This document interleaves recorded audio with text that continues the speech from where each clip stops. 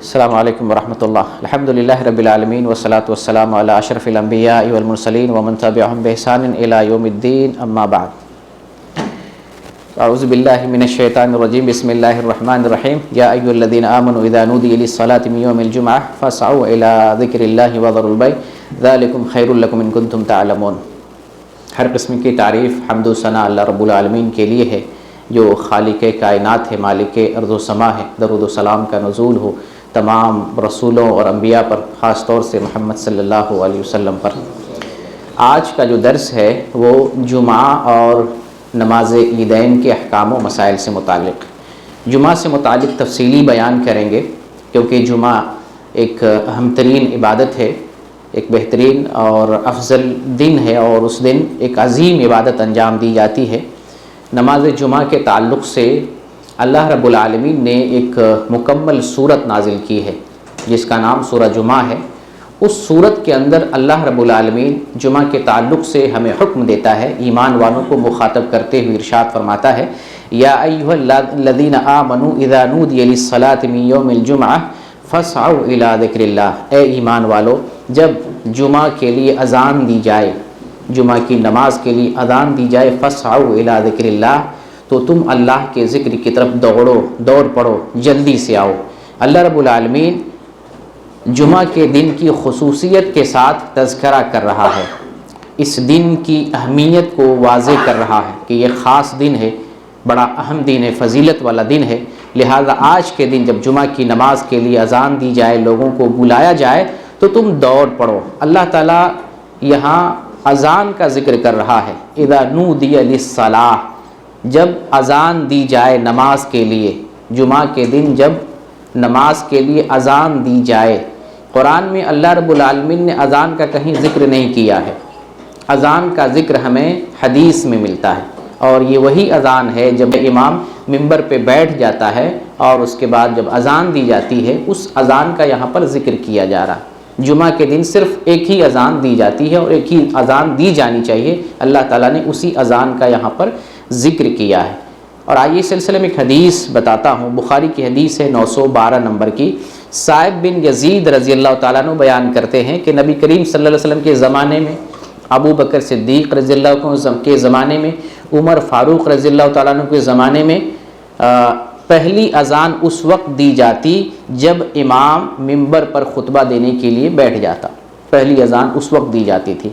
جب عثمان رضی اللہ تعالیٰ عنہ کے زمانے میں مسلمانوں کی کثرت ہو گئی تو آپ مقام زورہ پر ایک اذان دینے لگے، لوگوں کو خبر دینے کے لیے ایک اذان دینے لگے۔ یہ صحیح بخاری کی حدیث ہے۔ امام بخاری نے زورہ کی تفسیر بیان کرتے ہوئے ذکر کیا ہے کہ زورہ مدینہ کے بازار میں ایک جگہ کا نام ہے، تو لوگوں کو، کاروباری لوگوں کو، مشغول لوگوں کو خبر دینے کے لیے مقام زورہ پر ایک اذان دینا شروع کیا۔ یہ اذان دینا کب شروع ہوا؟ عثمان رضی اللہ تعالیٰ عنہ کے زمانے میں۔ یہ بخاری شریف کی حدیث بتاتی ہے کہ عہد رسول میں، عہد ابو بکر میں اور عہد عمر فاروق میں ایک ہی اذان دی جاتی تھی، اور اصل یہی ہے کہ ایک ہی اذان دی جانی چاہیے، لیکن یہاں پر دوسری اذان، یعنی پہلی بھی اذان دی جاتی ہے اور دوسری تو ہے ہی، لیکن اس کی ضرورت نہیں ہے، اس لیے کہ آج گھڑی بھی ہے، انتظام بھی ہے، موبائل ہے، ساری چیزیں، ساری سہولتیں ہیں، پھر لاؤڈ اسپیکر سے اذان دی جاتی ہے تو اس کی ضرورت نہیں رہ گئی، اس لیے ایک ہی اذان اصل ہے اور ایک ہی اذان دی جانی چاہیے۔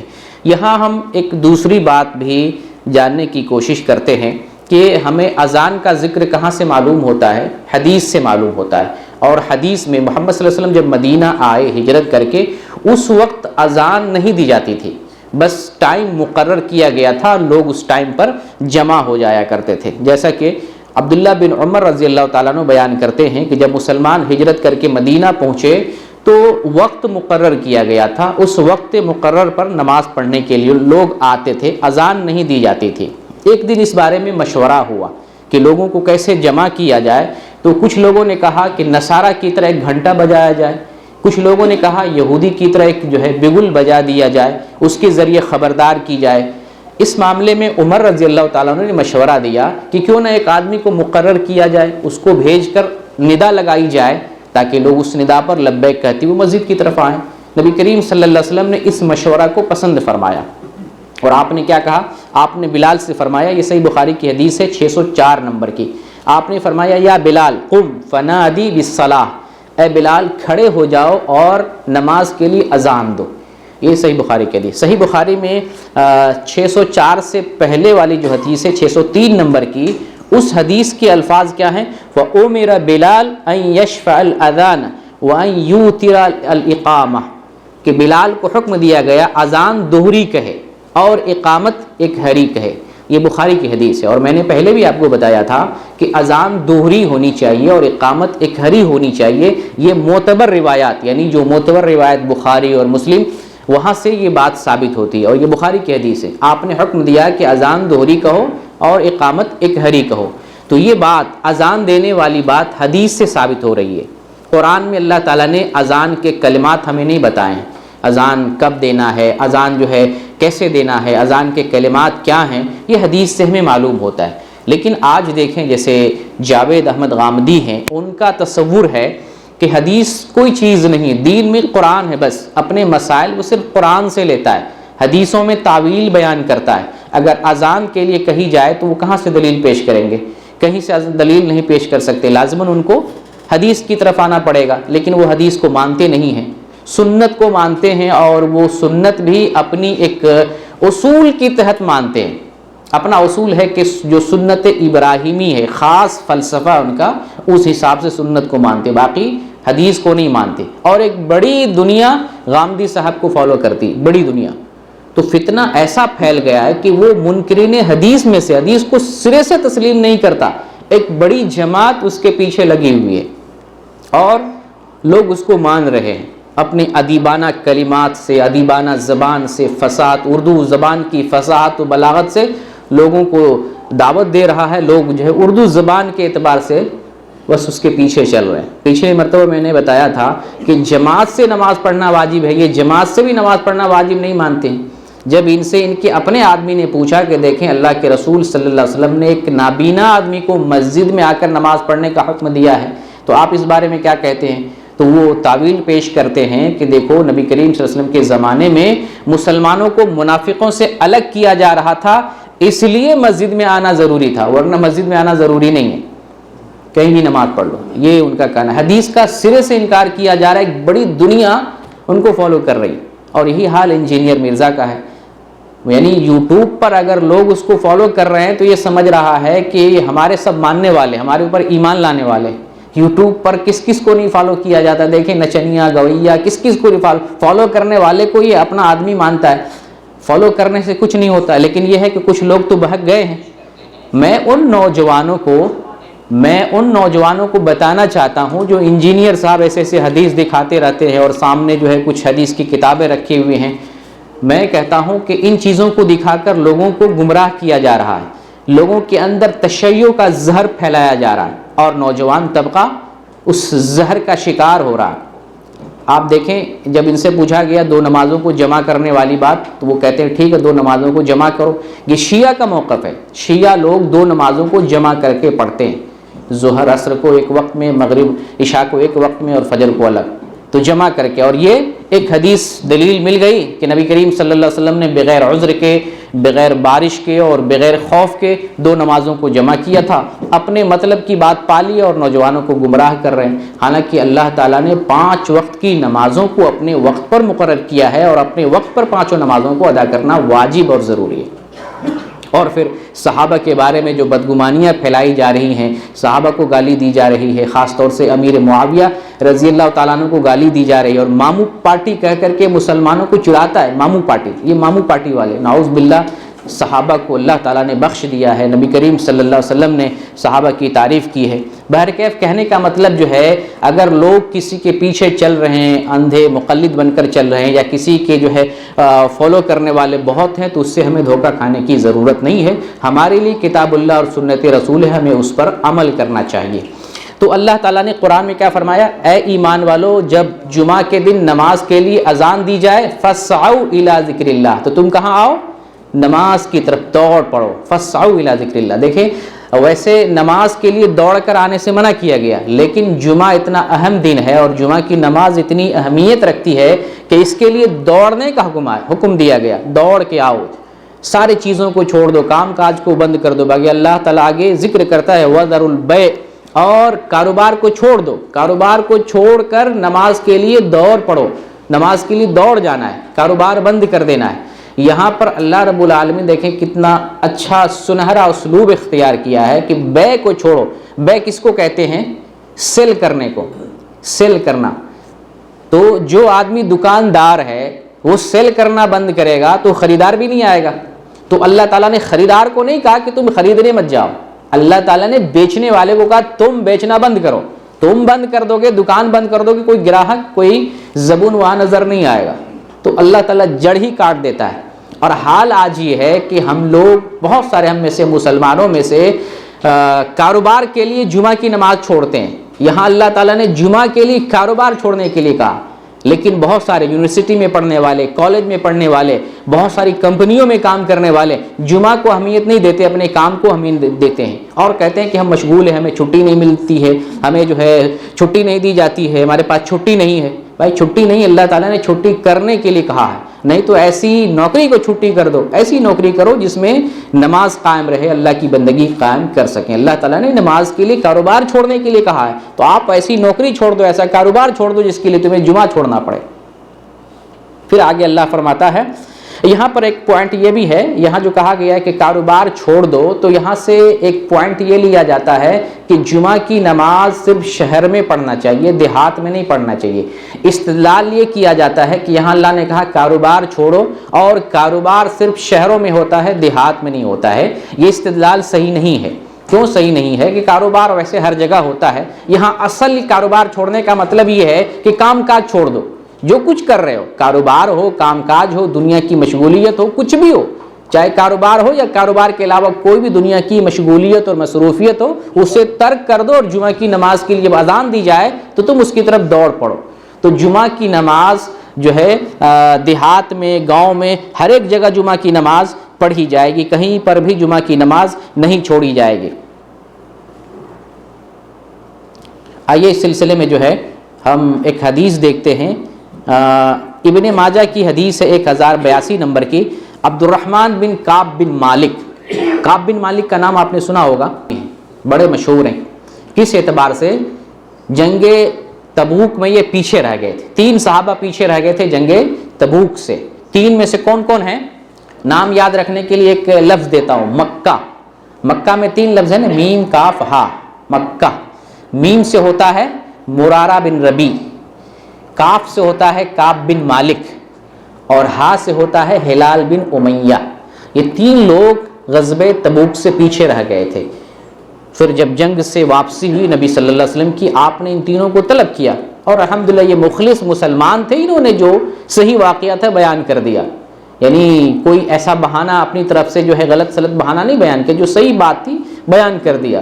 لیکن اللہ کی طرف سے مواخذہ ہوا, بائیکاٹ ہوا مسلمانوں کی طرف سے کہ ان سے بات چیت بند کر دو. 40 دن تک ان کا سوشل بائیکاٹ ہوا.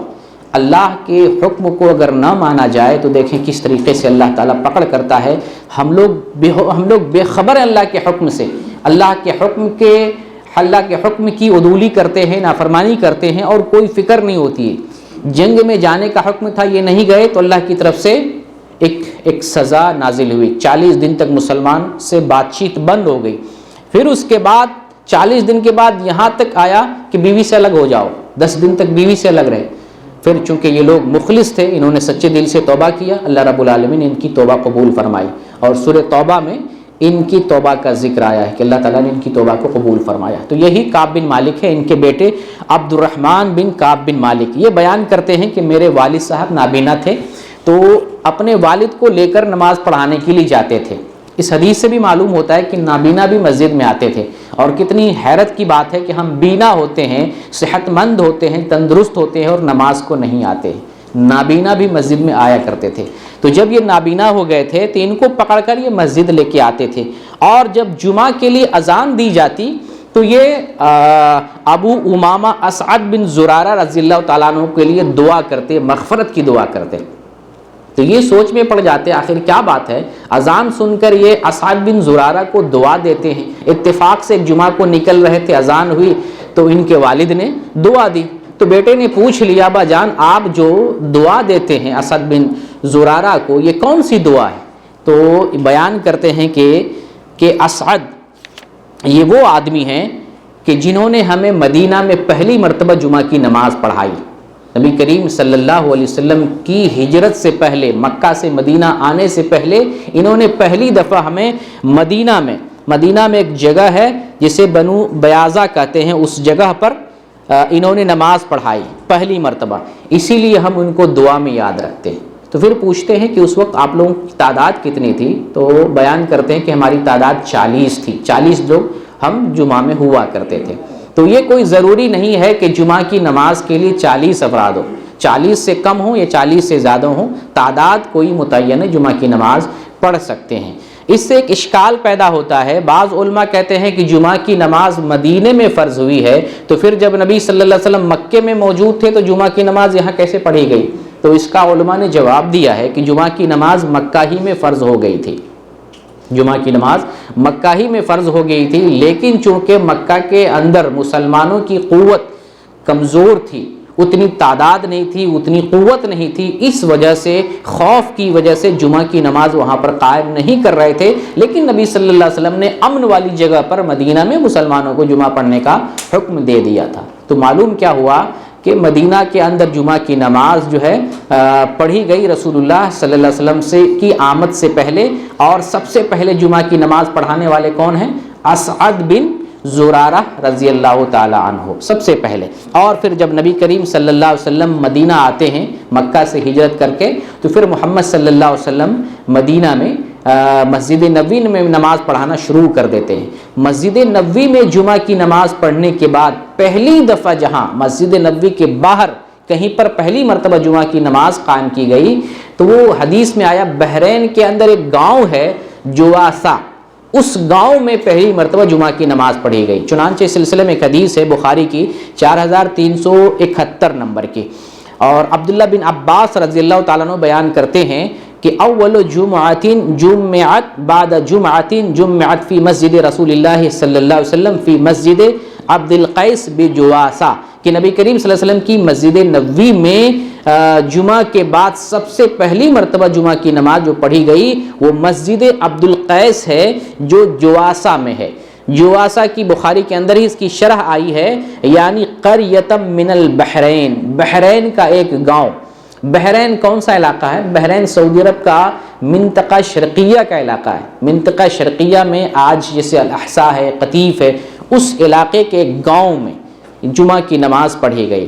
اور یہ حدیث بخاری میں ہے. اور بخاری کے اندر ایک اور حدیث ہے جو 892 نمبر کی حدیث ہے. اسی حدیث کو امام بخاری نے دوسری جگہ بھی لایا ہے، اور اس حدیث پر امام بخاری نے باب باندھا ہے، باب الجمعتی فی القرى والمدن، جمعہ کا باب قریہ میں اور مدینہ میں. قریہ گاؤں کو کہتے ہیں، مدینہ شہر کو کہتے ہیں. یعنی جمعہ کی نماز گاؤں میں بھی پڑھ سکتے ہیں، جمعہ کی نماز دیہات میں بھی پڑھ سکتے ہیں، یہ ہمیں اس سے معلوم ہو رہا ہے.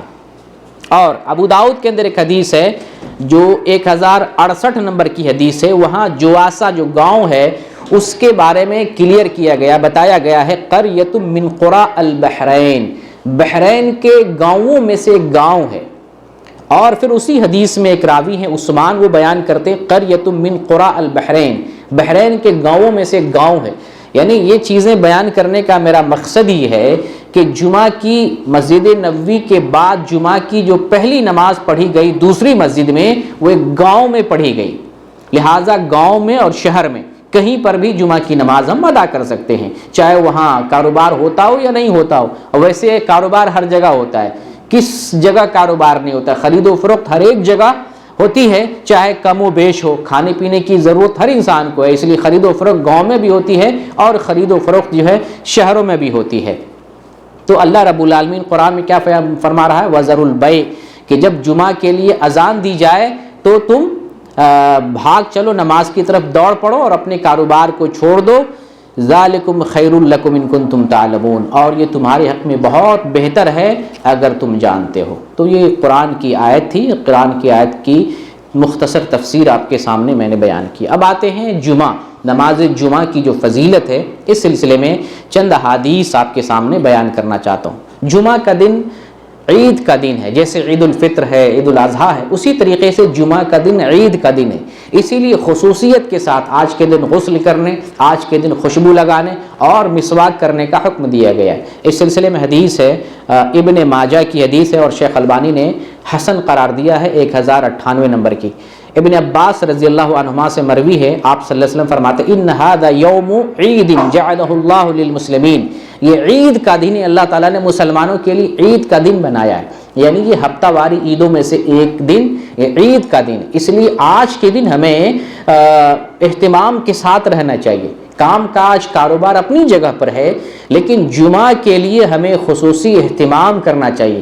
اگر کاروبار ٹائٹ ہے، کام کاج بہت مصروفیت والا، بہت پیک ہمارا جو ہے شیڈول ہے، پھر بھی جمعہ کے لیے کوشش کریں کہ ہم اپنے شیڈول کو ایسا بنائیں کہ جمعہ کی نماز کا ہم اہتمام کر سکیں، غسل کر سکیں، خوشبو لگا سکیں اور جو ہے عمدہ لباس لگا سکیں، پھر سورہ کہف پڑھ سکیں اور وقت سے پہلے جمعہ کی نماز سے پہلے مسجد میں حاضر ہو سکیں۔ اتنا شیڈول ہمارا ایسا بنانا چاہیے، کیونکہ اللہ تعالیٰ نے اس نماز کے لیے کاروبار کو، دنیا کو چھوڑنے کے لیے کہا ہے۔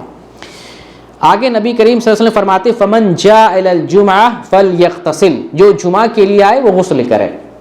غسل کرنا یہ مسنون ہے، واجب نہیں، صحیح قول کی روشنی میں، لیکن ایسا نہیں کہ چھوڑ دینا چاہیے، غسل کرنا چاہیے۔ اور جمعہ کا غسل کب کرنا ہے؟ فجر کی نماز کے بعد، فجر کی نماز کے بعد غسل جمعہ کرنا چاہیے۔ رات میں کرتے ہیں یا جمعہ کے بعد کرتے ہیں تو کوئی فائدہ نہیں ہے، کیونکہ یہ غسل جو ہوتا ہے جمعہ کی نماز کے لیے، اس لیے غسل جمعہ سے پہلے، اور اسی طریقے سے خوشبو لگانا جمعہ سے پہلے، مسواک کرنا جمعہ سے پہلے، کیونکہ یہ سارے جو ہے جمعہ کی نماز کے لیے ساری چیزیں۔ آپ فرماتے ہیں کہ فمن جاء الی الجمعہ فلیغتسل، جو جمعہ کے لیے آئے وہ غسل کرے۔ آگے کیا فرماتے ہیں وَإِن كَانَ طِيبٌ فَلْيَمَسَّ مِنْهُ، اگر خوشبو کی سہولت میسر ہو تو خوشبو لگائے، اور خوشبو نہ ہو تو کوئی مسئلہ نہیں، لیکن اہتمام ہونا چاہیے۔ خوشبو لگانا مسنون عمل میں سے ہے، اگر ڈیلی نہیں لگا سکتے ہیں ویسے تو ڈیلی لگانا چاہیے، اس سے بدن معطر ہوتا ہے، آدمی کا ذہن فریش ہوتا ہے۔ آدمی خوشبو جب محسوس کرتا ہے تو ناگواری کم محسوس ہوتی ہے، غصہ کم آتا ہے، طبیعت کم مقدر ہوتی ہے۔ کوئی آپ سے بات چڑچڑا مزاجی سے بات کرے، غصہ ہو جائے، تو جب آپ کے بدن میں خوشبو ہوتی ہے آپ کا ذہن معطر ہوتا ہے، آپ کو غصہ کم آئے گا۔ اگر ہمیشہ نہ لگا سکیں تو کم از کم جمعہ کے دن خوشبو کا اہتمام ہمیں کرنا چاہیے۔ خوشبو رکھیں، معمولی خوشبو معمولی قیمت کی ہوتی ہے، جمعہ کے دن اس کا اہتمام کریں۔ آگے آپ فرماتے وعلیکم بالسواک، خوشبو کے لیے تو آپ نے فرمایا اگر میسر ہو تو لگا لو، لیکن مسواک کے لیے آپ نے فرمایا وعلیکم بالسواک، مسواک کو تو لازم پکڑ لو، مسواک لازم پکڑ لو، یعنی خوشبو سے زیادہ اہمیت اور تاکید مسواک کے لیے آئی، لہٰذا ہمیں مسواک کا بھی جمعہ کے دن اہتمام کرنا چاہیے۔ تو جمعہ کی فضیلت میں سے یہ 3 اعمال بیان کیے گئے ہیں کہ عید کا دن ہے مسلمانوں کے لیے، غسل کرنا چاہیے، خوشبو لگانا چاہیے اور مسواک کرنا چاہیے۔ ایک اور حدیث ہے جو ابو داؤد کی 1047 نمبر کی، اس میں اوس بن اوس بیان کرتے ہیں کہ نبی کریم صلی اللہ علیہ وسلم فرماتے ہیں ان من افضل ایامکم یوم الجمعہ، تمہارے افضل اور بہترین دنوں میں سے جمعہ کا دن ہے۔ جمعہ کا دن ہمارے لیے بہترین ہے، سید الایام کہا گیا ہے، تمام دنوں کا سردار قرار دیا گیا ہے۔ اس میں کیا ہے؟ فیہ خلق آدم، آدم علیہ السلام پیدا کیے گئے، وفیہ قبض، آدم علیہ السلام کی وفات بھی اسی دن ہوئی، وفیہ النفخہ وفیہ الصاعقہ، اسی میں سور پھونکا جائے گا اور اسی دن بے ہوشی ہوگی، چیخ و پکار ہوگی اسی دن۔ جمعہ کے تعلق سے ویسے ڈھیر ساری جو ہے باتیں بیان کی جاتی، اس میں یہ ہوا، اس میں یہ ہوا، بہت ایک لمبی حدیثیں بیان کی جاتی، سلسلے بہت ساری باتیں ضعیف ہیں، لیکن یہ بات صحیح ہے، آدم علیہ السلام پیدا کیے گئے، آدم علیہ السلام کی وفات ہوئی اور پھر اسی دن جو ہے سور پھونکا جائے گا، یہ بات معتبر روایات سے، صحیح روایت سے ثابت ہے۔ آگے آپ نے کیا فرمایا؟ فَأَكْثِرُوا عَلَيَّ مِنَ الصَّلَاةِ فِيهِ، آج کے دن میرے اوپر کثرت سے درود پڑھو۔ اور ہم لوگ درود پڑھنے میں بخیلی کرتے ہیں، ہم دوسروں کو چڑھاتے چڑھاتے یہ صرف جو ہے جہاں تہاں درود پڑھتا ہے، ہم نے درود چھوڑ دیا۔ درود خاص طور سے جمعہ کے دن درود پڑھنا چاہیے اور کثرت کے ساتھ پڑھنا چاہیے، یہ ہمارے جو ہے اعمال میں سے نبی کریم صلی اللہ علیہ وسلم پر ایمان لاتے ہیں نا، ان ایمان لانے میں سے ایک جو ہے یہ بھی حصہ ہے کہ رسول کریم صلی اللہ علیہ وسلم پر درود پڑھیں۔ اور فائدہ کیا آپ جانتے ہیں؟ فَإِنَّ صَلَاتَكُمْ مَعْرُوضَةٌ عَلَيَّ، کہ تمہارے درود ہمارے تک پہنچائے جاتے ہیں، سبحان اللہ۔ اور پہنچانے کا مطلب اس سے اشارہ مل رہا ہے، پہنچانے والے کون ہو سکتے ہیں؟ بالبداہت میں معلوم ہو رہا ہے کہ فرشتے ہو سکتے ہیں، فرشتے ہمارے درود رسول کریم صلی اللہ علیہ وسلم تک پہنچاتے ہیں، تو ہمیں مدینہ کسی کے ہاتھوں درود بھیجنے کی ضرورت نہیں ہے، ہم چاہتے ہیں ہمارے درود رسول کی خدمت میں فرشتے پہنچائیں، اس سے بڑھ کر اور کیا ہو سکتا ہے؟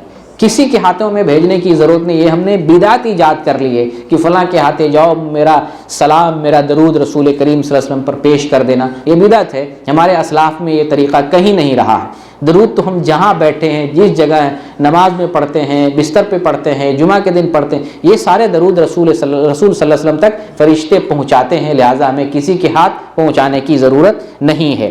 صحابہ نے عرض کیا اللہ کے رسول آپ تو بوسیدہ ہو جائیں گے وفات کے بعد، پھر آپ پر درود کیسے پہنچایا جائے گا، آپ تک کیسے درود پہنچایا جاتا ہے؟ صحابہ کو جہاں جو بات کھٹکتی تھی وہ پوچھتے تھے کہ آپ تک کیسے درود پہنچایا جاتا ہے۔ دیکھیں یہ ہمارا ایمان ہے۔ آپ صلی اللہ علیہ وسلم جواب دیتے ہیں ان اللہ عز وجل حرم علی الارض اجساد الانبیاء، اللہ رب العالمین نے مٹی پر انبیاء کے جسموں کو حرام قرار دیا ہے، یعنی مٹی جو ہے انبیاء کے جسموں کو نہیں کھا سکتی، یہ ہمارا ایمان ہے۔ اس لیے یہ ایمان اور یقین ہونا چاہیے اور یہ اعتقاد ہونا چاہیے کہ انبیاء کے جسم کو مٹی نہیں کھاتی ہے، انبیاء جب دفن کیے جاتے ہیں تو ان کا جسم ہو بہو ویسے ہی رہتا ہے، لیکن عام لوگوں کے بارے میں ہمارا یہ عقیدہ نہیں ہے۔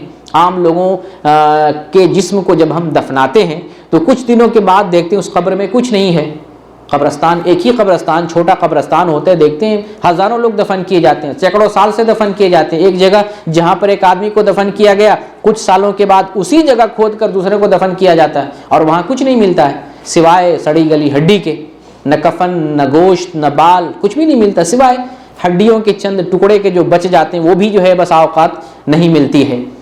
لیکن انبیاء کے جسموں کے لیے اللہ تعالیٰ نے حفاظت کیا، انبیاء کے جسموں کے لیے مٹی کو حرام کر دیا، مٹی جو ہے انبیاء کے جسموں کو نہیں کھاتی، ہمارا اس پر اعتقاد اور یقین ہے الحمدللہ۔ تو یہ جمعہ کی فضیلت میں سے ایک فضیلت یہ معلوم ہوئی کہ کثرت کے ساتھ نبی کریم صلی اللہ علیہ وسلم پر درود پڑھنا چاہیے۔ جمعہ کی ایک فضیلت یہ ہے کہ ہم سویرے مسجد کی طرف آئیں۔ نبی کریم صلی اللہ علیہ وسلم ارشاد فرماتے ہیں جو آدمی جمعہ کے دن غسل جنابت کی طرح غسل کرے، غسل جنابت کی طرح غسل کرے، اور میں نے آپ کو بتایا کہ غسل کا کامل طریقہ افضل طریقہ غسل جنابت ہے۔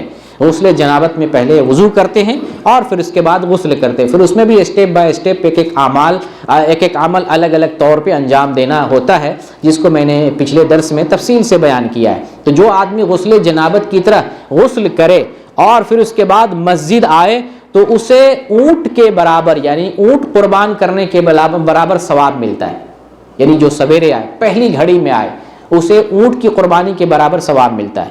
جو آدمی دوسری گھڑی میں مسجد آتا ہے جمعہ کے دن اسے گائے کی قربانی کے برابر اجر ملتا ہے۔ جو تیسری گھڑی میں آتا ہے اسے سینگ دار میڑھے کی قربانی کے برابر اجر ملتا ہے۔ جو چوتھے نمبر پہ آتا ہے اسے مرغی کی قربانی یا مرغی کے صدقے کے برابر اجر ملتا ہے۔ جو پانچویں گھڑی میں آتا ہے اس کو انڈے کے صدقے کے برابر اجر و ثواب ملتا ہے۔ اب اس کے بعد جب امام منبر پہ آ جاتا ہے ظاہر ہو جاتا ہے تو پھر فرشتے رجسٹر لپیٹ دیتے ہیں اور فرشتے خطبہ سننے میں مصروف ہو جاتے ہیں، مشغول ہو جاتے ہیں، اب کسی کا نام نہیں اندراج کیا جاتا ہے۔ لہذا ہمیں جمعہ کے دن پہلے وقت میں جانا چاہیے، پہلی گھڑی، دوسری گھڑی، تیسری گھڑی، چوتھی گھڑی، پانچویں گھڑی تو آخری اسٹیپ ہے، اس میں تو ہمیں پہنچ ہی جانا چاہیے۔ کب؟ جب امام کے ظاہر ہونے اور منبر پر آنے کا وقت ہو جائے تو اس سے پہلے ہمیں مسجد میں حاضر ہو ہی جانا چاہیے، ورنہ رجسٹر میں اگر نام لکھوانا ہو تو 5 گھڑی ہے، ان 5 گھڑی میں سے ہمیں کسی گھڑی میں پہنچ جانا چاہیے رجسٹر کے بند ہونے سے پہلے۔ تو یہ جمعہ کی فضیلت میں سے ہے۔ یہ حدیث جو ہے بخاری کی ہے 881 نمبر کی۔ اسی طریقے سے ایک حدیث ہے بخاری میں 910 نمبر کی حدیث ہے، سلمان فارسی رضی اللہ تعالیٰ عنہ سے مروی ہے کہ نبی کریم صلی اللہ علیہ وسلم نے ارشاد فرمایا جس نے جمعہ کے دن غسل کیا، خوب پاکی حاصل کی اور تیل لگایا یا خوشبو استعمال کی، پھر جمعہ کے لیے چلا اور 2 آدمیوں کے بیچ میں نہیں گھستا ہے اور پھر اس کے بعد جتنی نماز میسر ہو نماز پڑھتا ہے، مسجد میں جاتا ہے، مسجد میں جانے کے بعد فصلی ما کتب لہ، جتنی اس کی قسمت میں ہے اتنی نماز پڑھتا ہے اور پھر اس کے بعد جو ہے نماز پڑھی، پھر امام جب باہر آتا ہے تو خطبہ کے لیے وہ خاموش ہو جاتا ہے، تو اس کے لیے ایک جمعہ سے دوسرے جمعہ تک کے تمام گناہ بخش دیے جاتے ہیں۔ یعنی جو آدمی جمعہ کے لیے آتا ہے اور جتنی میسر ہو نماز پڑھتا ہے، پھر خطبہ جو ہے سماعت کرتا ہے، نماز پڑھتا ہے، تو ایک جمعہ سے لے کر دوسرے جمعہ تک جتنی غلطیاں ہوتی ہیں اللہ رب العالمین ساری غلطیوں کو معاف فرما دیتا ہے۔ یہاں پہلی اور دوسری حدیث جس میں فرشتے جو ہے بیٹھ جاتے ہیں خاموشی سے خطبہ سننے کے لیے، پھر اس حدیث میں کہا گیا ہے کہ جو آدمی مسجد میں آتا ہے نماز پڑھنے کے بعد پھر خطبہ جو ہے خاموشی سے سنتا ہے۔ کچھ لوگ اتنے بڑے صوفی سلاٹ ہوتے ہیں، خطبہ کے دوران بھی ذکر و اذکار اور تسبیح و تکبیر میں لگے رہتے ہیں۔ ہر ایک چیز کا ایک وقت ہوتا ہے، تسبیح کا الگ وقت ہے، ذکر کا الگ وقت ہے۔ یہاں فرشتے خاموشی سے خطبہ سننے لگتے ہیں اور آپ دکھاتے ہیں کہ ہم بڑے جو ہے ذاکر ہیں، بڑا جو ہے ذکر کرنے والے ہیں۔ ذکر کا الگ مقام ہے، جب مقام تھا اس وقت کرتے، جمعہ میں پہلے آئے، خطبہ سے پہلے وہ نماز کا وقت ہے، تلاوت کا وقت ہے، ذکر کا وقت ہے، دعا کا وقت ہے، سب کچھ کرتے رہے۔ جب خطیب آ جائے، ممبر پر آ جائے، تو اب خاموشی سے ہمیں خطبہ سننا ہے، ذکر اذکار میں نہیں لگنا ہے، ذکر نہیں کرنا چاہیے۔ اچھا، ایک اور حدیث اس کی فضیلت میں آتی ہے۔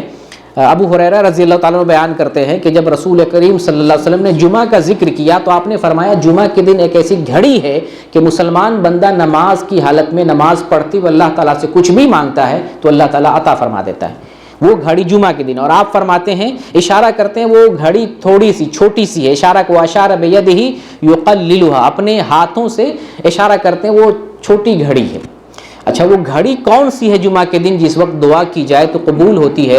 اہل علم کا اس سلسلے میں اختلاف ہے۔ دو قول جو ہے بڑا مشہور ہے جو بیان کیا جاتا ہے۔ ایک قول ہے کہ جب جمعہ کی نماز شروع ہوتی اس وقت سے لے کے جب جمعہ ختم ہو جائے اس وقت تک یہ گھڑی رہتی ہے۔ اس سلسلے میں ترمذی کی ایک حدیث آتی ہے، وہ حدیث ہے 490 نمبر کی ترمذی میں، لیکن یہ حدیث ضعیف ہے، شیخ البانی نے ضعیف کہا ہے۔ تو جب حدیث ضعیف ہو گئی تو اس سے استدلال نہیں کریں گے، لیکن اس سلسلے میں راجح اور قوی قول یہ ہے کہ وہ عصر کی نماز کے بعد سے لے کر سورج ڈوبنے سے پہلے تک ہے، اس درمیان وہ چھوٹی سی گھڑی ہے، اس دوران ہمیں دعا کرنا چاہیے۔ اور اس سلسلے میں جو حدیث وارد ہے وہ صحیح حدیث ہے، اس لیے اس قول کو راجح قرار دیا جائے گا۔ وہ حدیث جو ہے ابو داؤد کے اندر موجود ہے 1048 نمبر کی۔ نبی کریم صلی اللہ علیہ وسلم فرماتے ہیں جمعہ کا دن 12 ساعت کا ہوتا ہے، 12 گھڑی کا ہوتا ہے جمعہ کا دن۔ اور آپ فرماتے ہیں اس میں ایک ایسی گھڑی ہے کہ کوئی مسلمان اس ساعت کو پالے اور اللہ رب العالمین سے دعا کرے، اللہ ضرور اسے عطا فرماتا ہے۔ پھر آگے فرماتے ہیں لہٰذا تم عصر کے بعد آخری ساعت میں اس گھڑی کو تلاش کرو، عصر کے بعد آخری ساعت میں۔ تو آپ نے یہ وقت تحدید کر دی ہے، لہٰذا حدیث کی روشنی میں معلوم ہوتا ہے کہ وہ افضل گھڑی جس وقت دعا قبول ہوتی ہے وہ عصر اور مغرب کے درمیان ہے۔ لہٰذا ہمیں کرنا کیا چاہیے؟ جمعہ کے دن عصر اور مغرب کے درمیان کثرت سے دعا کرنا چاہیے۔ اگر وہ گھڑی ہم پا لیتے ہیں اور وہ دعا ہماری قبول ہو جاتی ہے، خواہ مشکلوں کو آسان کرنے والی دعا ہو، جہنم سے بچنے والی دعا ہو، جنت پانے والی دعا ہو، تو ہمارے نصیب کی بات ہے۔ تو اس لیے اس گھڑی میں ہمیں کثرت سے یا عصر اور مغرب کے درمیان کثرت سے دعا کرتے رہنے کی کوشش کرنی چاہیے۔ جمعہ کی فضیلت میں سے ایک یہ ہے کہ نبی کریم صلی اللہ علیہ وسلم فرماتے ہیں جو آدمی جمعہ کی رات یا جمعہ کے دن وفات پا جاتا ہے تو وہ عذاب قبر کے فتنے سے محفوظ کر لیا جاتا ہے، عذاب قبر سے نہیں، عذاب قبر کے فتنے سے۔ عذاب قبر کا فتنہ یہ ہے کہ جب سوال و جواب ہوتا ہے تو آدمی پریشان ہوتا ہے، اس وقت گھبرایا ہوا رہتا ہے، اس وقت امن اور راحت ملے گی جو ایمان والا ہے۔ ایسا نہیں کہ عذاب قبر سے بچا لیا جاتا ہے، اگر ایمان والا رہے گا، صحیح ایمان ہے تو الحمدللہ عذاب قبر سے بچ جائے گا، لیکن اگر صحیح ایمان والا نہیں ہے تو جمعہ کے دن وفات ہو، جمعہ کی رات میں وفات ہو، کیا فرق پڑتا ہے؟ جمعہ کے دن کافر بھی مرتے ہیں، شیعہ بھی مرتے ہیں، بہت سارے لوگ مرتے ہیں، گناہگار بھی مرتے ہیں۔ تو ایمان والا اگر ہے تو واقعی اس کو جو ہے فائدہ ہوگا جمعہ کے دن یا جمعہ کی رات وفات پانے سے۔ یہ حدیث جو ہے ترمذی کے اندر ہے 1074 نمبر کی، شیخ البانی نے حسن قرار دیا ہے۔ جمعہ کی فضیلت میں سے ایک فضیلت آج کے دن سورہ کہف بھی پڑھنا ہے۔ اس سلسلے میں اختلاف ہے، شاید آپ نے کہیں پڑھا بھی ہو، سنا بھی ہو کہ جمعہ کے دن بعض علماء سورہ کہف پڑھنے سے منع کرتے ہیں، حالانکہ اس سلسلے میں حدیث آتی ہے، شیخ البانی نے اس حدیث کو صحیح قرار دیا کہ جو آدمی جمعہ کے دن سورہ کہف پڑھتا ہے تو ایک جمعہ سے لے کے دوسرے جمعہ تک ایک روشنی کا انتظام کر دیا جاتا ہے۔ شیخ البانی نے صحیح قرار دیا ہے، لیکن بعض دوسرے اہل علم اور محدثین بیان کرتے ہیں کہ جمعہ کا لفظ ثابت نہیں ہے۔ تلاوت تو ثابت ہے، سورہ کہف کی فضیلت ہے، اس کی تلاوت ہونی چاہیے، لیکن جمعہ کے دن اس کی تلاوت کی جائے ایسی کوئی حدیث، صحیح حدیث ثابت نہیں، یعنی حدیث میں جو جمعہ کا لفظ ہے وہ جمعہ کا لفظ ثابت نہیں۔ اور جب اس سلسلے میں تحقیق پر جاتے ہیں اور غور و فکر کرتے ہیں تو ہمیں یہی معلوم ہوتا ہے کہ جمعہ کا لفظ جو ہے ثابت نہیں ہے، لیکن اسلاف کے عمل سے معلوم ہوتا ہے کہ جمعہ کے دن سورہ کہف پڑھ سکتے ہیں۔ امام شافعی رحمۃ اللہ علیہ جمعہ کے دن سورہ کہف کی تلاوت کیا کرتے تھے۔ اسی طرح سے علامہ ابن تیمیہ رحمۃ اللہ علیہ یہ سب جو ہے سورہ کہف پڑھنے کے قائل ہیں، اور سعودی عرب کے اہل علم میں شیخ ابن باز ہیں، شیخ ابن عثیمین ہیں، یہ سب بھی جمعہ کے دن سورہ کہف پڑھنے کے قائل ہیں اور پڑھنا چاہیے، پڑھ سکتے، اس میں کوئی حرج کی بات نہیں۔ سورہ کہف پڑھنے کا وقت کون سا ہے؟ فجر کے بعد سے لے کے مغرب کا سورج ڈوبنے سے پہلے اس بیچ میں کبھی بھی پڑھنا چاہیے۔ جمعہ سے پہلے بھی پڑھ سکتے ہیں، جمعہ کے بعد بھی پڑھ سکتے ہیں، اور پڑھنا چاہیے، اس میں کوئی حرج کی بات نہیں۔ تو یہ جمعہ کے فضائل سے متعلق چند حدیث اور چند باتیں آپ کے سامنے میں نے ذکر کیا۔ اب آتے ہیں جمعہ کا حکم کیا ہے۔ جمعہ کی نماز کا حکم واجب ہے، مردوں کے لیے جمعہ کی نماز واجب ہے، اور عورتوں کے لیے جمعہ کی نماز واجب نہیں ہے، عورتوں پر جمعہ کی نماز نہیں واجب ہے۔ اس سلسلے میں حدیث آتی ہے ابو داؤد کی حدیث 1067 نمبر کی، جس میں نبی کریم صلی اللہ علیہ وسلم فرماتے ہیں الجمعۃ حق واجب علی کل مسلم فی جماعۃ الا اربعہ، کہ جمعہ کی نماز مسلمان پر جماعت کے ساتھ پڑھنا واجب ہے سوائے چار کے۔ چار کون ہے؟ غلام ہے، عورت ہے، نابالغ بچہ ہے، بیمار ہے۔ ان چار لوگوں پر جمعہ کی نماز فرض نہیں ہے، لہٰذا عورتوں پر جمعہ کی نماز فرض نہیں، واجب نہیں ہے۔ لیکن عورت اگر مسجد میں مردوں کے ساتھ جمعہ کی نماز پڑھنا چاہتی ہے تو پڑھ سکتی ہے، اس میں کوئی حرج نہیں اور کوئی روک نہیں سکتا ہے، کسی کو روکنا نہیں چاہیے۔ بلکہ میں کہتا ہوں جمعہ کی نماز کے لیے اہتمام ہونا چاہیے تاکہ عورتیں بھی مسجد میں جا کر جمعہ کی نماز پڑھے۔ کیوں؟ تاکہ واعظ و نصیحت سے وہ بھی استفادہ کرے، نماز بھی پڑھے، جماعت سے پڑھ لے، اور واعظ و نصیحت سے بھی استفادہ کرے، ہونا چاہیے۔ نبی کریم صلی اللہ علیہ وسلم کے زمانے میں خواتین جو ہے جمعہ کی نماز پڑھتی تھی، مسجد میں حاضر ہو کر کے نماز پڑھتی تھی۔ جیسے ایک جو ہے صحابیہ ہیں ام ہشام بنت حارثہ بن نعمان رضی اللہ تعالی عنہا، یہ کہتی ہیں، یہ مسلم کی حدیث، صحیح مسلم کی 873 نمبر کی، وہ بیان کرتی ہیں کہ میں نے نبی کریم صلی اللہ علیہ وسلم سے سن کر سورہ قاف پوری جو ہے یاد کر لی، پوری حفظ کر لی، سن کر۔ کیسے؟ نبی کریم صلی اللہ علیہ وسلم جب منبر پہ آتے تو ہر جمعہ کو سورہ کاف کی تلاوت کرتے، میں وہ سن کر وہ جو ہے سورت یاد کر لیا، مجھے یہ سورت حفظ ہو گئی۔ تو اس حدیث سے کیا پتہ چلتا ہے کہ وہ نماز جمعہ میں حاضر ہوتی تب نہ انہیں پتہ چلتا تھا، ورنہ کوئی لاؤڈ اسپیکر تو تھا نہیں، لاؤڈ اسپیکر سے خطبہ تو نہیں دیا جاتا تھا، مسجد میں زبان سے خطبہ دیا جاتا ہوگا، تو وہ سن کر یاد کر لیا۔ تو عورت بھی جمعہ کی نماز پڑھ سکتی ہے، لیکن بعض جگہوں پر عورتیں ایک جگہ جمع ہوتی ہیں، عورت خطبہ دیتی ہیں، عورت جمعہ کی نماز پڑھاتی ہیں، یہ ثابت نہیں ہے۔ اگر پڑھنا چاہے تو مردوں کے ساتھ جو ہے مسجد میں حاضر ہو کر نماز پڑھ سکتے، لیکن الگ سے عورتوں کے لیے جمعہ کی نماز نہیں ہے، جیسے کہ حدیث کے ذریعے حدیث کی روشنی میں بتایا کہ عورت پر جمعہ کی نماز فرض نہیں ہے۔ یہ جمعہ کی نماز کا معاملہ تھا۔ جمعہ کی نماز میں سستی کرنے والے بعض لوگ ہیں، بہت سے لوگ جو شہروں میں ہوتے ہیں، کمپنیوں میں کام کرتے ہیں، اور کمپنیوں میں کام کرنے کی وجہ سے جمعہ کی نماز پڑھنے کا موقع نہیں ملتا تو جمعہ سرے سے پڑھتے ہی نہیں۔ بہت سارے طلبہ، اسٹوڈنٹ کالج میں پڑھنے والے جمعہ کی نماز سوچتے بھی نہیں، ارے میرا کلاس ہے، میں تو پڑھنے والا بندہ ہوں، میرے اوپر تو جمعہ نہیں، میں مشغول ہوں۔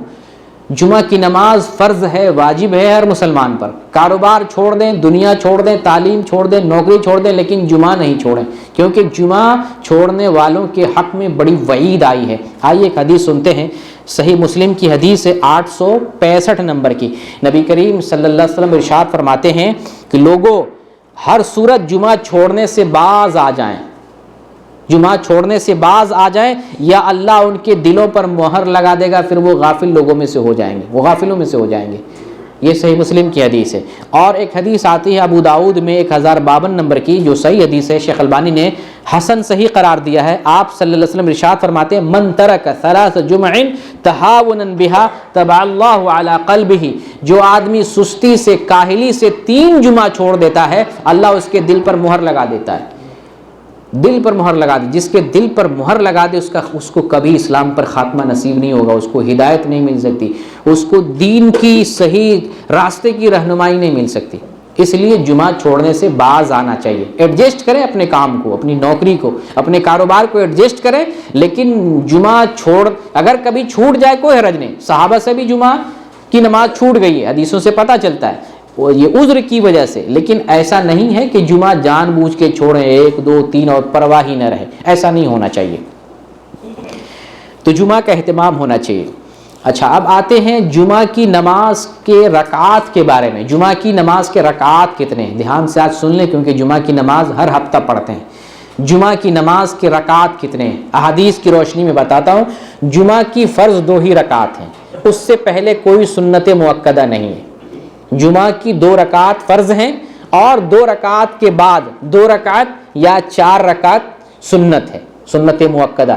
جمعہ 2 رکعت فرض, جمعہ کے بعد 2 رکعت یا 4 رکعت سنت مؤکدہ. یہ جمعہ کی نماز ہے. جمعہ سے پہلے, جمعہ کی فرض نماز سے پہلے 2 رکعت پڑھنا چاہیے, لیکن یہ جمعہ کی نماز نہیں ہے, یہ تحیۃ المسجد ہے. یہ تحیۃ المسجد صرف جمعہ کے دن ہی نہیں پڑھی جاتی ہے, اینی ٹائم, کسی بھی وقت آپ مسجد جائیں, آپ بیٹھنے سے پہلے 2 رکعت نماز پڑھیں گے. تو یہ وہ نماز ہے, مسجد میں داخل ہونے والی نماز ہے. لہذا جمعہ کی جو رکعات ہیں وہ رکعات 2 فرض ہیں, اور فرض نماز کے بعد 2 یا 4 رکعات جو ہے سنت مؤکدہ ہیں. لیکن جو آدمی جمعہ کے لیے مسجد میں پہلے آتا ہے, جیسا کہ حدیث میں ترغیب دی گئی ہے مسجد پہلے جاؤ, تو وہ آدمی جتنی سہولت ہو, حدیث کے الفاظ میں نے بتایا فصلی ما کتب لہ, کہ وہ اس کی قسمت میں جتنی نماز تھی وہ پڑھا. حدیث بتاتی ہے کہ تعداد فکس نہیں, آپ نفل کے طور پہ جتنا چاہیں پڑھیں, یہ نفل ہے. نفل کے طور پہ 2 پڑھیں, 4 پڑھیں, 6 پڑھیں, 8 پڑھیں, جتنا پڑھنا چاہتے ہیں پڑھیں, کوئی حرج کی بات نہیں ہے.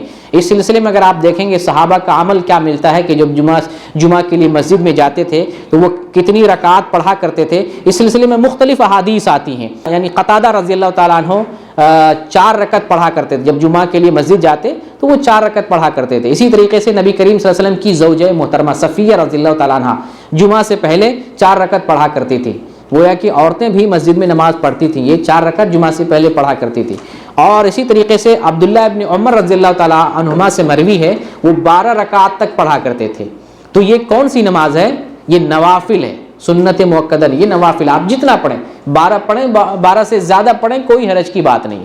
جمعہ کی رکعت میں نے بتایا صرف 2 ہی رکعت فرض ہے, اور 2 رکعت کے بعد 2 پڑھیں یا 4 پڑھیں, کوئی حرج کی بات نہیں. نبی کریم صلی اللہ علیہ وسلم کے بارے میں آتا ہے, عبداللہ ابن عمر بیان کرتے ہیں, وَكَانَ لَا يُصَلِّي بَعْدَ الْجُمْعَةِ حَتَّى يَنْصَرِفَ فَيُصَلِّي رَكْعَتَيْنِ. صحیح بخاری کی حدیث ہے 937 نمبر کی, کہ نبی کریم صلی اللہ علیہ وسلم جمعہ کی نماز پڑھتے تو آپ اس وقت تک نماز نہیں پڑھتے جب تک آپ گھر نہ واپس ہو جاتے. گھر واپس ہوتے تو 2 رکعت نماز پڑھتے. جمعہ ادھر پڑھا ہے آپ نے, جمعہ کے بعد 2 رکعت نماز گھر میں پڑھے. دین کہاں سے لیں گے؟ رسول سے لیں گے. تو رسول کا عمل ہمیں کیا بتا رہا ہے؟ 2 مسجد میں پڑھے ہیں, 2 گھر میں آ کے پڑھیں. یہی نماز ہے جمعہ کی, یہی رکعت ہے. 2 امام کے ساتھ پڑھیں گے فرض, اور گھر آئیں گے تو 2 پڑھیں, یا مسجد ہی میں پڑھیں 2 پڑھیں, 4 بھی پڑھ سکتے ہیں. نبی کریم صلی اللہ علیہ وسلم نے ایک دوسری حدیث میں فرمایا, آپ فرماتے ہیں اذا صلی احدکم الجمعہ فلیصلی بعدها 4, کہ جو آدمی جمعہ کی نماز پڑھتا ہے وہ جمعہ کے بعد 4 رکعات پڑھے. تو 2 رسول اللہ صلی اللہ علیہ وسلم کا عمل ہے, 4 کا آپ نے آرڈر حکم دیا ہے, تو 2 بھی پڑھ سکتے ہیں, 4 بھی پڑھ سکتے ہیں. بعض علماء نے یہاں فرق کیا ہے کہ مسجد میں پڑھیں تو 4 رکعت پڑھیں, اور گھر لوٹ کے آئیں تو 2 رکعت نماز پڑھیں, جیسے نبی صلی اللہ علیہ وسلم گھر میں 2 رکعت پڑھتے تھے. تو اس تفریق کی دلیل نہیں ہے, اس تفریق کی کوئی دلیل نہیں ہے. آپ مسجد میں پڑھیں یا گھر میں پڑھیں, 2 پڑھ سکتے ہیں, 4 پڑھ سکتے ہیں, دونوں عمل صحیح ہے. میں نے اس سلسلے میں ایک مضمون لکھا ہے دلائل کی روشنی میں, کہ فرق کرنے والی کوئی دلیل نہیں آتی ہے. آپ گھر میں پڑھیں یا مسجد میں پڑھیں, 2 رکعت بھی پڑھ سکتے ہیں, کیونکہ رسول اللہ صلی اللہ علیہ وسلم کا یہ عمل ہے. اور نبی کریم صلی اللہ علیہ وسلم عام طور سے سنت گھر ہی میں پڑھا کرتے تھے. تو ایسا نہیں کہ گھر میں پڑھیں تو زیادہ کم پڑھیں گے, اور مسجد میں پڑھیں گے تو زیادہ پڑھیں گے. ویسے تو آپ عام طور پر نبی کریم صلی اللہ علیہ وسلم گھر میں سنت پڑھا کرتے تھے, اس لیے جمعہ کی نماز پڑھ کے گھر میں جا کے 2 رکعت سنت پڑھتے تھے. تو 2 پڑھیں یا 4 پڑھیں, دونوں درست ہے, مسجد میں پڑھیں یا گھر میں پڑھیں. تو نماز کل ملا کر کتنی ہے جمعہ کی؟ 2 رکعت فرض ہے، 2 رکعت فرض کے بعد 2 رکعت یا 4 رکعت ہے، اور جمعہ سے پہلے جو پڑھی جائے جو نماز اس کا درجہ نوافل کا درجہ ہے، اس میں کوئی قید نہیں، جتنا چاہیں پڑھ سکتے ہیں، کوئی حرج کی بات نہیں۔ اب آتے ہیں ایک اہم مسئلے کی طرف۔ جمعہ کے دن جب ہم آتے ہیں نماز پڑھنے کے لیے، اس کو اب دھیان سے سننے کی ضرورت ہے۔ ایک مسلمان جب جمعہ کی نماز پڑھنے کے لیے آ رہا ہے تو 5 حالات ہو سکتے ہیں، 5 حالات میں سے کوئی ایک حالت ہو سکتی ہے۔ جب نماز پڑھنے کے لیے آ رہا ہے، ایک حالت یہ ہو سکتی ہے کہ وہ بہت سویرے آ رہا ہے، جیسے کہ حدیث میں فرمایا گیا پہلی گھڑی میں آ جاؤ تو کتنا ثواب ملتا ہے؟ اونٹ کی قربانی کے برابر، پہلی گھڑی میں، دوسری گھڑی میں، تیسری گھڑی میں، چوتھی گھڑی میں، 5ویں گھڑی تو لاسٹ اسٹیج ہوتا ہے۔ تو ایک بندہ وہ ہے پہلی حالت جو جمعہ کی نماز کے لیے سویرے آ رہا ہے، وہ کیا کرے گا؟ جمعہ کی نماز کے لیے آئے گا، تحیۃ المسجد 2 رکعت پڑھے گا، پھر اس کے بعد جتنا نفل نماز پڑھنا ہو پڑھے گا، ذکر کرنا ہو، دعا کرنا ہو، تلاوت کرنا ہو، وہ مشغول رہے گا۔ جب امام ظاہر ہو جائے، ممبر پہ چڑھ جائے، اب خاموشی سے خطبہ سننا ہے، امام کے ساتھ 2 رکعت فرض پڑھنا ہے، فرض کے بعد اب 2 رکعت یا 4 رکعت مسجد میں ادا کر لے، یہ نماز ہو گئی۔ یہ پہلی کنڈیشن ہے۔ دوسری کنڈیشن یہ ہے، ایک آدمی مسجد میں آیا تو اذان سے پہلے آیا، اور ایک آدمی جب آ رہا ہے مسجد میں تو مسجد میں اذان ہو رہی ہے، تو اذان کے وقت میں اس آدمی کو کیا کرنا چاہیے؟ اذان سننا چاہیے یا جو ہے نماز پڑھنے لگ جانا چاہیے؟ اس سلسلے میں صحیح یہ ہے کہ اذان سن لے، اذان کا جواب دے لے، اس کے بعد ہلکی 2 رکعت تحیۃ المسجد پڑھ لے۔ اس سے فائدہ کیا ہوگا؟ اذان کا جواب دینے کا جو ہے جو اجر ہے وہ بھی مل جائے گا، اور اس کے بعد نماز کا بھی اجر مل جائے گا، نماز بھی مل جائے گی۔ لیکن اگر کوئی آدمی اس کے مخالف عمل کرتا ہے، وہ آدمی ڈائریکٹ جو ہے نماز پڑھنے لگ جاتا ہے، تو کوئی حرج نہیں، کوئی گناہ نہیں۔ کیوں؟ اذان کا جواب دینا سنت ہے یا واجب ہے؟ سنت ہے، اور تحیۃ المسجد پڑھنا یہ اس سے زیادہ واجب نہیں ہے لیکن سنت مؤکدہ، اس سے زیادہ تاکید ہے۔ تو جس کی زیادہ تاکید ہے اس کو ہم عمل میں لا سکتے ہیں۔ اگر کوئی اذان کا جواب دیے بغیر تحیۃ المسجد پڑھنے لگ جاتا ہے تو کوئی حرج کی بات نہیں، لیکن اگر اذان سنتا ہے اور جواب دے کر پھر اس کے بعد تحیۃ المسجد پڑھتا ہے تو اس میں کوئی حرج کی بات نہیں ہے۔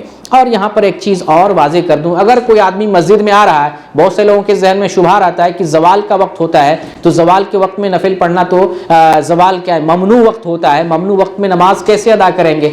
لوگوں کے ذہن میں ایسا کنفیوژن ہوتا ہے، جمعہ کے دن ہم 10 بجے جائیں، 11 بجے جائیں، اس وقت نماز پڑھنا ممنوع ہوتا ہے تو ہم نماز کیسے پڑھیں؟ تو آپ کے علم ہونا چاہیے کہ جمعہ کے دن جس وقت مسجد آتے ہیں آپ جتنا نفلی نماز پڑھیں کوئی ممنوع نہیں ہے۔ جمعہ کے دن خاص طور سے کوئی ممنوع نہیں ہے۔ کیوں ممنوع نہیں ہے؟ کیونکہ خود نبی کریم صلی اللہ علیہ وسلم نے جو ہمیں ترغیب دی ہے کہ جاؤ مسجد سویرے جاؤ اور جتنی نماز میسر ہو تم پڑھنے کی کوشش کرو، آپ نے منع نہیں کیا ہے۔ جمعہ تو اپنے وقت پر نماز ہوگی نا، جمعہ کا اصل وقت وہی وقت ہے جو ظہر کا وقت ہے۔ چلے تھوڑی دیر کے لیے مان لیتے ہیں جمعہ کی نماز ظہر کے وقت پر ہوئی، لیکن مسجد آنے والا تو پہلے آ رہا ہے نا، پہلے آ رہا ہے، 1 گھنٹہ پہلے، 2 گھنٹہ پہلے، 3 گھنٹہ پہلے آ رہا ہے، تو نبی نے حکم دیا ہے کہ جب آؤ جتنی مرضی ہو نماز پڑھو، یہ حدیث دلیل ہے۔ اسی طریقے سے ایک جو ہے اثر ملتا ہے، وہ اثر شیخ البانی نے اپنی کتاب الاجوبہ النافعہ میں ذکر کیا جس کی سند صحیح ہے۔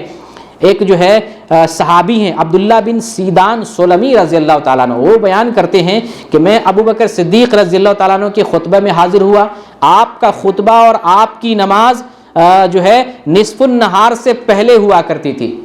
آپ کا خطبہ اور آپ کی نماز نصف النہار کب ہے؟ جب سورج آپ کے سر پہ ہو، جو ہے سورج آپ کے سر پہ ہوتا ہے وہ نصف النہار ہوتا ہے، تو نصف النہار سے پہلے یہ جو ہے نماز بھی پڑھ لیتے تھے، ان کا خطبہ بھی ہو جاتا تھا۔ پھر وہ کہتے ہیں کہ پھر عمر رضی اللہ تعالیٰ عنہ کے خطبے میں حاضر ہوا، آپ کا خطبہ اور آپ کی نماز نصف النہار کے وقت ہوا کرتی تھی۔ پھر اس کے بعد کہتے ہیں کہ حضرت عثمان رضی اللہ تعالیٰ عنہ کے خطبہ میں حاضر ہوا، آپ کا خطبہ اور آپ کی نماز زوال کے وقت ہوا کرتی تھی۔ آگے کیا فرماتے ہیں کہ میں نے کسی بھی صحابی کو ان حضرات کے فعل پر احتجاج کرتے ہوئے، اعتراض کرتے ہوئے نہیں دیکھا۔ کب؟ نصف النہار سے پہلے، نصف النہار کے وقت، نصف النہار کے بعد، یہ سارے اوقات میں جمعہ کی نماز بھی پڑھی گئی ہے، تو جمعہ کی نماز بھی پڑھ سکتے ہیں، کوئی حرج نہیں، اور نفل پڑھنے کا کوئی معاملہ ہی نہیں ہے۔ لہذا ذہن میں یہ شک نہ رہے کہ ہم جو ہے جمعہ کے لیے جائیں پہلے تو نفل نہیں پڑھ سکتے، بلا شبہ نفل پڑھ سکتے ہیں۔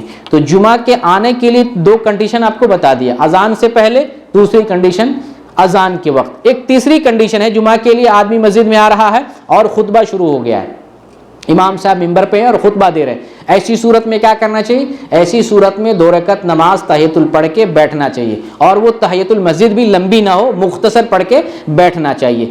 اس کی دلیل کیا ہے؟ صحیح مسلم کی حدیث ہے 875 نمبر کی. ایک صحابی ہیں جن کا نام ہے سلیک غطفانی. سلیک غطفانی وہ جمعہ کے دن آئے, نبی کریم صلی اللہ علیہ وسلم خطبہ دے رہے تھے اور آپ بیٹھ گئے. آپ نے فرمایا, کیا فرمایا دیکھیں, آپ آواز لگاتے خطبہ دے رہے ہیں اور خطبہ کے دوران آپ نے فرمایا سلیک قم فرکع رکعتین وتجوز فیہما, اے سلیک اٹھ جاؤ, کھڑے ہو جاؤ, فرکع رکعتین 2 رکعت نماز پڑھو, وتجوز فیہما اور ان کو مختصر پڑھو, ہلکی نماز پڑھو. آپ خطبہ کے دوران فرما رہے ہیں. اور آگے پھر آپ نے فرمایا اذا جاء احدکم یوم الجمعہ والامام یخطب فلیرکع رکعتین ولیتجوز فیہما, کہ جب کوئی آدمی مسجد میں آئے اس حال میں کہ امام جو ہے خطبہ دے رہا ہے تو وہ آدمی 2 رکعت تحیۃ المسجد پڑھے, 2 رکعت نماز پڑھے اور ہلکی نماز پڑھ کے بیٹھے. آپ نے حکم دیا ہے, لیکن لوگ اس کی مخالفت کرتے ہیں. لوگ ایسا نہیں کرتے. خطبہ جب ہو رہا ہوتا ہے, مسجد میں داخل ہوتا ہے تو وہ بھی جا کے بیٹھ جاتا ہے, خطبہ سننے لگتا ہے. دوسری طرف دیکھیں حدیث میں حکم آیا, آپ نے اٹھایا ہے آدمی کو, پھر نماز پڑھنے کے لیے حکم دیا ہے. اس حدیث پہ بہت سارے لوگ عمل نہیں کرتے ہیں. اپنے ملکوں کی بات کر رہا ہوں, یہاں آنے کے بعد تو بہت سے لوگ جو ہے اصلاح کر لیتے ہیں. اپنے ملکوں پر اس پر عمل نہیں ہوتا ہے. اس کے برخلاف فجر کی نماز ہو رہی ہوتی ہے لیکن سنت الگ سے پڑھتے ہیں. وہاں پہ منع کیا گیا اذا اقیمت الصلاۃ فلا صلاۃ الا المکتوبہ, کہ جب نماز کے لیے, فرض نماز کے لیے اقامت کہہ دی جائے تو کوئی نماز نہیں سوائے فرض نماز کی. تو جہاں آپ صلی اللہ علیہ وسلم نے منع فرمایا وہاں نہیں منع ہوتے, وہاں نہیں رکتے ہیں, اور جہاں نماز پڑھنے کا آرڈر دیا وہاں نماز نہیں پڑھتے. پتہ نہیں ہمارے یہاں ہو کیا گیا ہے الٹا کرنے کا. جیسے چھوٹے بچے نہیں ہوتے, بیٹا ایسا نہیں کرو تو وہ سوچے گا یہ میرا باپ ایسا منع کیوں کر رہا ہے, ضرور کوئی بات ہے, وہ اس کے الٹا ہی کرے گا. تو جو چالاک باپ ہوتا ہے بیٹے کو الٹا ہی کہتا ہے تاکہ بیٹا ہمارا سیدھا کام کرے. آج کل باپ بھی تو چالاک ہو گیا نا بیٹے کو دیکھ کر کے. تو ہمارے یہاں ایسا ہے, دینی معاملے میں بھی ایسا ہے. بہت سارے معاملات جہاں کرنے کے لیے کہا گیا نہیں کرتے, جہاں منع کیا گیا وہاں رکتے نہیں. یہ ہمارا معاملہ ہے. تو تیسری کنڈیشن آپ کو بتا دیا کہ آدمی مسجد میں آ رہا ہے, خطبہ شروع ہوتے کیا کرنا چاہیے, 2 رکعت تحیۃ المسجد ہلکی پڑھ کے ہمیں بیٹھنا چاہیے. رسول اللہ صلی اللہ علیہ وسلم کا آرڈر ہے, آپ کا فرمان موجود ہے.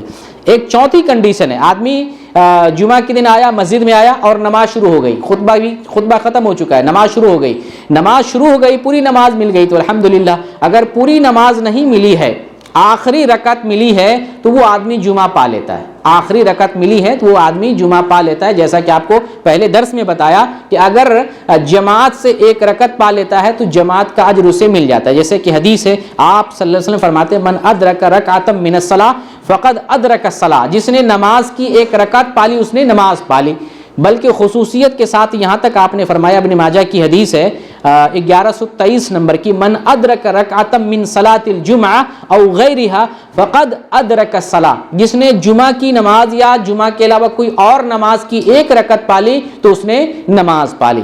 بلکہ نسائی کی حدیث میں 558 نمبر کی, من ادرک رکعۃ من الجمعہ او غیرہا فقد تمت صلاۃ, جس نے جمعہ یا دوسری نماز کی 1 رکعت پالی اس کی نماز مکمل ہو گئی, یعنی مکمل نماز کا اجر اسے مل گیا. 1 رکعت کم از کم پا لینا چاہیے. پھر رکوع کا مسئلہ آتا ہے, اگر کوئی رکوع پایا امام کے ساتھ کیا کرے گا, تو اس میں اختلاف ہے. میں نے اختلاف جو پہلے بیان کر دیا ہے. کوئی کہتے ہیں نماز نہیں ہوگی, کوئی کہتے ہیں نماز ہو جائے گی.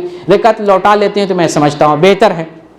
ایک بار کیا مسئلہ یہ ہے کہ اگر امام کے ساتھ 1 رکعت مل جائے تو وہ کیا کرے گا, وہ جو ہے مزید 1 رکعت پڑھ کے سلام پھیرے گا. جمعہ کا جو اجر ہے, جماعت کا جو اجر ہے اسے مل گیا. یہ چوتھا کنڈیشن ہے. ایک آخری کنڈیشن, 5واں کنڈیشن, امام کی نماز ختم ہو گئی ہے یا امام جو ہے آخری رکعت میں ہے, تشہد میں بیٹھا ہوا ہے. اس صورت میں اگر کوئی پہنچتا ہے تو وہ کیا کرے گا, اس صورت میں جب پہنچتا ہے تو اسے نماز یعنی نماز نہیں ملی, گویا کہ اسے جماعت نہیں ملی, تو ایسا آدمی سلام پھیرنے کے بعد 4 رکعت جو ہے ظہر کی نماز ادا کرے گا, اس لیے کہ جمعہ کی نماز اس سے فوت ہو گئی ہے. تو یہ 5ویں کنڈیشن تھی. تو نماز جمعہ سے متعلق یہ جو اور جو دلیلیں, یہی ساری دلیلیں ابھی جو بیان کیا کہ کم از کم 1 رکعت پانا چاہیے جماعت کے لیے. 1 رکعت نہیں ملی تو آپ کی جمعہ کی نماز چلی گئی, جمعہ کے بدلے اب آپ کو ظہر پڑھنا پڑے گا. تو یہ جمعہ سے متعلق جو ہے احکام و مسائل تھے. اب آتے ہیں اختصار کے ساتھ نماز عیدین کا مسئلہ آپ کے سامنے بیان کر دیتا ہوں. نماز عید, نماز عید کا سب سے پہلے حکم جانتے ہیں, عید الفطر اور عید الاضحیٰ. اس سلسلے میں اہل علم کے اختلاف پائے جاتے ہیں, چاروں ائمہ میں اختلاف ہے. اس میں 3 قول ملتا ہے کہ نماز عید کا حکم کیا ہے, عید الفطر کا اور عید الاضحیٰ کا. ایک قول یہ ہے کہ نماز عید سنت مؤکدہ ہے اور یہ قول کس کا ہے؟ امام مالک کا ہے اور امام شافعی رحمۃ اللہ علیہ کا، سنت مؤکدہ۔ دوسرا قول ہے فرض کفایہ ہے۔ فرض کفایہ کا مطلب سمجھتے ہیں؟ کچھ لوگ ادا کر لیتے ہیں، کافی ہو گیا، پوری بستی کو نماز ادا کرنے کی ضرورت نہیں۔ یہ جنازہ کا حکم ہے۔ جنازہ کی نماز کیا ہے؟ فرض کفایہ۔ بستی کے کچھ لوگ ایک آدمی کو دفن کر دیتے ہیں جنازہ کی نماز پڑھ کے، تو بستی کے سارے لوگ گناہ سے بچ جاتے ہیں، ورنہ اگر دفن نہ کرے تو بستی کے لوگ گناہگار ہوں گے۔ تو جنازے کی نماز فرض کفایہ۔ اس میں بھی کہا جاتا ہے، ایک قول یہ ہے، امام احمد بن حنبل کی یہ رائے ہے کہ عیدین کی نماز جو ہے فرض کفایہ ہے، ٹھیک ہے۔ اور امام احمد بن حنبل سے ایک دوسرا قول وجوب کا بھی ہے۔ ایک تیسرا قول ہے کہ عیدین کی نماز فرض عین ہے۔ فرض عین یعنی واجب اور فرض ہے۔ یہ قول کس کا ہے؟ یہ قول امام ابو حنیفہ رحمۃ اللہ علیہ کا ہے، اور یہی قول درست ہے۔ امام ابو حنیفہ رحمۃ اللہ علیہ جو کہتے ہیں یہ قول درست ہے، اور استدلال کیا جاتا ہے فصلی لربک وانحر، کہ تم اپنے رب کے لیے نماز پڑھو اور قربانی دو۔ یہاں آرڈر دیا جاتا ہے۔ جب کہیں پر قرآن میں یا حدیث میں آرڈر دیا گیا ہو، حکم دیا گیا ہو، تو وہ حکم واجب ہوتا ہے، ضروری ہوتا ہے۔ تو یہاں آرڈر ہے، اور یہاں پر جو نماز پڑھنے کا ذکر کیا گیا ہے وہ عید کی نماز، فصلی لربک وانحر، اور ظاہر سی بات قربانی کا ذکر آ رہا ہے، تو یہاں مراد کیا ہے؟ عید کی نماز۔ اس سے استدلال کیا جاتا ہے، اور یہی رائے جو ہے علامہ ابن تیمیہ کی ہے، امام شوکانی کی ہے، اور ابن باز رحمۃ اللہ علیہ کی ہے، ابن عثیمین رحمۃ اللہ علیہ کی ہے۔ ابن عثیمین رحمۃ اللہ علیہ ایک استدلال کرتے ہیں کہ نبی کریم صلی اللہ علیہ وسلم نے عید کی نماز کے لیے لوگوں کو گھر سے نکلنے کا حکم دیا ہے، اور پھر آپ صلی اللہ علیہ وسلم نے عورتوں کو بھی گھر سے نکلنے کا حکم دیا ہے، لہٰذا یہ ایک بڑی دلیل ہے نماز عید کے واجب ہونے کے لیے۔ تو بہرکیف اس مسئلے میں صحیح یہی ہے کہ عیدین کی نماز واجب ہے، یہ صحیح مسئلہ یہ۔ تو حکم ہم نے جان لیا، اب اس سلسلے میں جانتے ہیں کہ عید کی نماز کا وقت کون سا ہوتا ہے۔ عید کی نماز کا وقت وہی وقت ہے جب سے اشراق کا وقت سٹارٹ ہوتا ہے، اشراق کی نماز کا، یا صلاۃ الضحیٰ کا، صلاۃ الاوابین کا جو وقت سٹارٹ ہوتا ہے وہ عیدین کی نماز کا وقت ہوتا ہے۔ کب؟ جب سورج طلوع ہو، طلوع آفتاب کے 10-15 منٹ کے بعد، جب آپ سمجھ لیں ایک نیزہ برابر سورج بلند ہو جائے، طلوع ہو، اور طلوع ہو کر کے ایک نیزہ کتنا بنے گا؟ لگ بھگ 1 میٹر سمجھ لیں، 1 میٹر سورج بلند ہو جائے، اتنا ٹائم لگتا ہے لگ بھگ 12-15 منٹ میں۔ اتنا ٹائم سورج نکلنے کا جو ٹائم ہوتا ہے اس سے 10-15 منٹ کے بعد، 15 منٹ رکھ لیں، 15 منٹ کے بعد عید الفطر کی نماز اور عید الاضحیٰ کی نماز ادا کر سکتے ہیں۔ اپنے یہاں اہل علم بھی یہ بیان کرتے ہیں، بعض اس میں کچھ فرق کرتے ہیں کہ عید الفطر کی نماز تھوڑی سی تاخیر سے ادا کی جائے تاکہ لوگ صدقۃ الفطر جو ہے ادا کر لیں، کسی سے چھوٹ نہ جائے، اور عید الاضحیٰ کی نماز تھوڑا سا سویرے پڑھتے ہیں تاکہ جو ہے نماز پڑھنے کے بعد پھر قربانی کر کے قربانی کے گوشت سے لوگ کھانا کھا سکیں۔ حالانکہ حدیث میں ایسا فرق نہیں کیا گیا، اگر کوئی کرتا ہے تو کوئی حرج کی بات نہیں، کیونکہ وسعت ہے۔ سورج طلوع ہونے کے بعد جب ایک نیزہ بلند ہو جائے تو وقت اسٹارٹ ہوتا ہے، اسٹارٹنگ وقت ہے۔ اگر اسٹارٹنگ پہ پڑھتے ہیں تو اچھی بات ہے، نہیں تو اس کے بعد سے لے کر کے ظہر سے پہلے تک عید کی نماز پڑھی جا سکتی ہے، وسعت ہے۔ اور اگر اول وقت پہ پڑھتے ہیں تو اچھی بات ہے۔ سعودی عرب میں تو الحمدللہ جیسے اشراق کا وقت ختم ہوتا ہے، صلاۃ الضحیٰ کا وقت شروع ہوتا ہے، عید کی نماز ہر جگہ ادا کر لی جاتی ہے۔ تو یہ وقت کا مسئلہ ہوا۔ اب آتے ہیں عید کی نماز کیسے پڑھی جائے گی۔ عید کی نماز 2 رکعت ہے۔ امام جو ہے عید کی نماز پڑھائے گا تو پہلی رکعت میں 7 مرتبہ تکبیر کہے گا، تکبیر زوائد۔ اس میں اختلاف ہے کہ 7 مرتبہ جو پہلی رکعت میں تکبیر کہے گا، اس میں تکبیر تحریمہ داخل ہے یا خارج ہے۔ میں نے اس پر لکھا ایک مضمون، میرے حساب سے تکبیر تحریمہ جو ہے اس میں داخل ہے، تکبیر تحریمہ کے ساتھ 7 تکبیر کہی جائے گی۔ لیکن انڈیا اور پاکستان کے اہل حدیث علماء یہ کہتے ہیں کہ تکبیر تحریمہ کو چھوڑ کر 7 تکبیر کہی جائے گی۔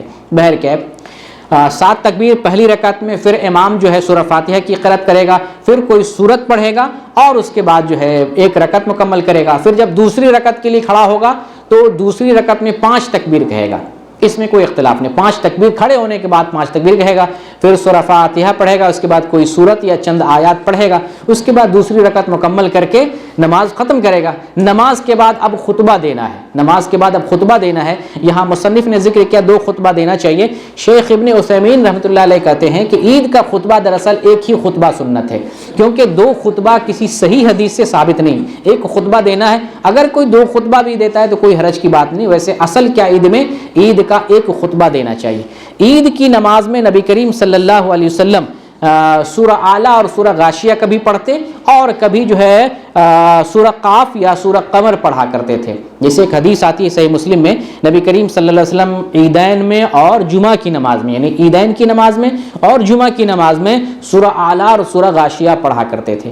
تو یہ جو ہے نبی کریم صلی اللہ علیہ وسلم کی قرأت ہوا کرتی تھی. تو عیدین کے تعلق سے یہ چند احکام و مسائل تھے. اللہ رب العالمین سے دعا کرتے ہیں بار الہ ہمیں سنت کے مطابق عمل کرنے کی توفیق عطا فرما، اخلاص کے ساتھ بندگی کرنے کی توفیق دے، ہماری توحید کو خالص کر دے، ہمارے اندر جو ایمان کی اور عمل کی کمزوری ہے اس کا خاتمہ فرما دے. بار الہ ہمیں ایمان پر قائم رکھ اور ایمان ہی پر ہمارا خاتمہ فرما. آمین. وآخر دعوانا الحمد للہ رب العالمین.